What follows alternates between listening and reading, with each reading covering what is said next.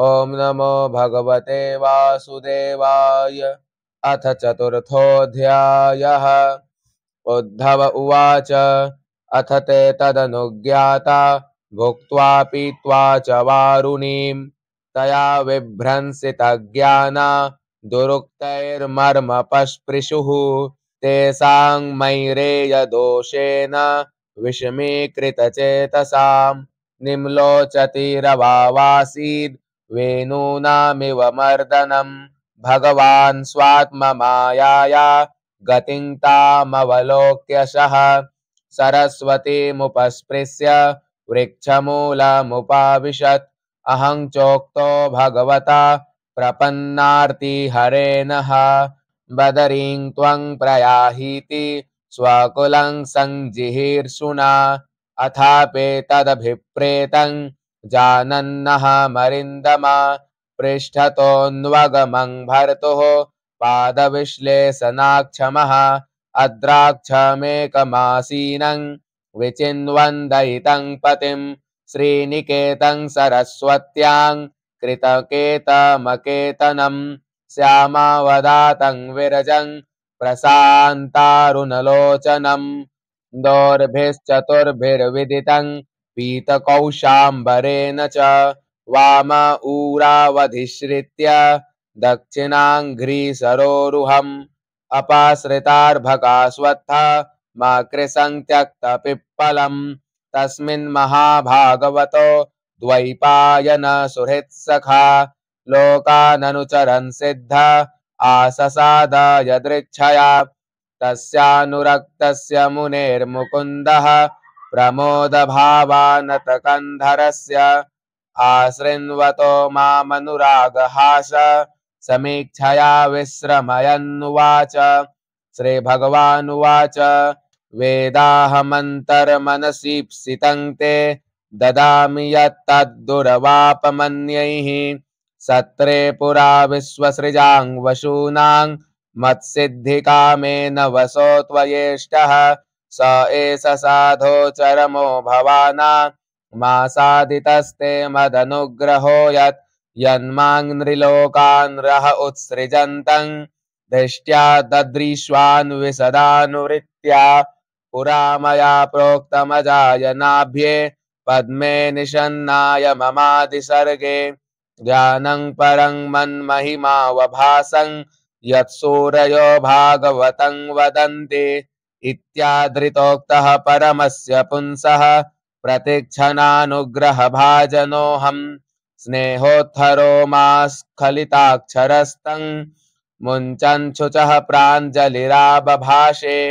कोऽन्वेषते पादसरोजभाजां सुदुर्लभोऽर्थेषु चतुर्ष्वपीह तथापि नाहं प्रवृणोमि भूमन् भवत्पदाम्भोजनिसेवनोत्सुकः कर्माण्यनीहस्य भवो भवस्य ते दुर्गाश्रयोऽथारिभयात् पलायनं कालात्मनो यत्प्रमदायुताश्रयः स्वात्मन्रतेः खिद्यति धीर्विदामिह मन्त्रेषु मां वा उपहूय यत्त्वा मकुण्ठिताखण्ड सदात्मबोधः पृच्छेः प्रभो मुग्ध इवा प्रमत्तस्तन्नो मनो मोहयतीव देव ज्ञानं परं स्वात्मरः प्रकाशं प्रोवाच कस्मै भगवान् समग्रम् अपेक्षमं नो ग्रहणाय भर्तर्वदाञ्जसा यद्वृजिनं तरेम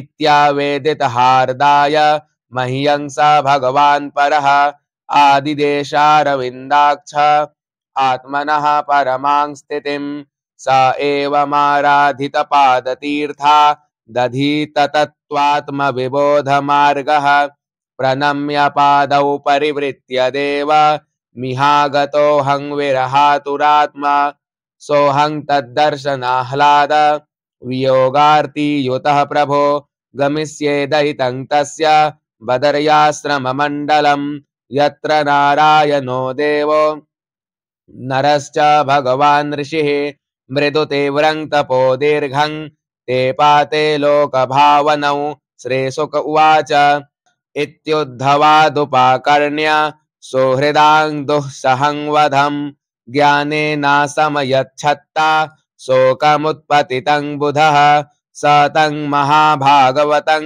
व्रजन्तं कौरवर्षभः विश्रम्भादभ्यधत्तेदं मुख्यं कृष्ण परिग्रहे। विदुर उवाच ध्यानं परं स्वात्मरहः प्रकाशं यदाह योगेश्वर ईश्वरस्ते वक्तुं भवान्नोर्हति यद्धि विष्णोर्भृत्याः स्वभृत्यार्थकृतश्चरन्ते। उद्धव उवाच ननु ते तत्त्वसंराध्य ऋषिः कौशारवोऽन्तिमे साक्षात् भगवतादिष्टो मर्त्यलोकं जिहासता। श्रीशुक उवाच इति सह विदुरेण विश्वमूर्तेर्गुणकथया सुधया प्लावितोरुतापः क्षणमिव पुलिनेयमश्वसुस्तां समुसित औपगविर्निशां ततोगात्। राजोवाच निधनमुपगते सुवृष्णिभोजे स्वधिरथयूथपयूथपेषु मुख्यः स तु कथमवशिष्ट उद्धवो यद् हरिरपि तत्यज आकृतिं त्र्यधीशः। श्रीशुक उवाच ब्रह्मशापापदेशेन कालेनामोघवाञ्छितः संहृत्य स्वकुलं नूनं त्यक्ष्यन् देहमचिन्तयत् अस्माल्लोकादुपरते मयि ज्ञानं मदाश्रयम् अर्हत्युद्धव एवाद्धा सम्प्रत्यात्मवतां वरः नोद्धवोऽन्वपि मन्यूनो यद्गुणैर्नार्दितः प्रभुः अतो मद्वयुनं लोकं ग्राहयन्निह तिष्ठतु। एवं त्रिलोकगुरुना सन्दिष्टः शब्दयोनिना बदर्याश्रममासाद्य हरिमीजे समाधिना विदुरोऽप्युद्धवात् श्रुत्वा कृष्णस्य परमात्मनः क्रीडयोपात्तदेहस्य कर्माणि श्लाघितानि च देहन्यासं च तस्यैवं धीराणां धैर्यवर्धनम् अन्येषां दुष्करतरं पशूनां विक्लवात्मनाम् आत्मानं च कुरु श्रेष्ठ कृष्णेन मनसेक्षितं ध्यायन् गते भागवते रुरोद प्रेम विह्वलः कालिन्द्याः कतिभिः सिद्धा अहोभिर्भरतर्षभः प्रापद्यत स्वः सरितं यत्र मित्रासुतो मुनिः। ओम जय जय श्रीमद्भागवते महापुराणे पारमहंस्यां संहितायां तृतीय स्कंधे विदुरोद्धव संवादे चतुर्थोत्सवः। श्रीकृष्णार्पणमस्तु।